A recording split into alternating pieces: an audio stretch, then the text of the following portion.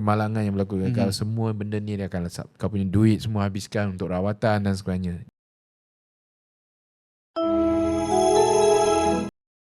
Is hibah for everyone? Ada orang yang mungkin keperluan hibah dia tu a little to none. Bagi saya, ada orang yang memang tak perlu hibah. Contoh kepada mereka yang let's say tak ada ahli keluarga lah. Dia single, dia tak ada komitmen yang lain, dia tak ada orang yang dia perlu betul-betul bertanggungjawab ke atas siapa-siapa pun. Jadi individu macam ni, dia lebih kepada dia memerlukan perlindungan yang boleh menjaga diri sendiri, terutamanya dari segi penyakit kritikal ataupun cacat kekal. Jadi bila saya jumpa dengan individu macam ni kan, those who are very focused on their career, saya akan lebih fokus pada yes, korang tak perlu life insurance, korang tak perlu hibah, tapi ada dua benda yang sangat penting yang korang perlukan, is what we call it as a income protection. Income protection maksudnya hari ni kau kerja keras semua dengan saving, investment yang kau sedia ada, tapi kalau ada satu je kecelakaan yang berlaku dekat kau kan, kemalangan yang berlaku dekat kau, semua benda ni dia akan lesap. Kau punya duit semua habiskan untuk rawatan dan sebagainya. Jadi akan lebih fokus kepada critical illness dengan total permanent disability lah, cacat kekal. Even though cacat kekal ni dia pun ada dalam hibah, tapi memang takkan sebut pasal hibah, tapi akan lebih fokus kepada macam mana duit ni akan membantu dia bila ada masalah berlaku, dia boleh jaga diri dia sendirilah. So ada individu yang tak perlukan hibah sebenarnya.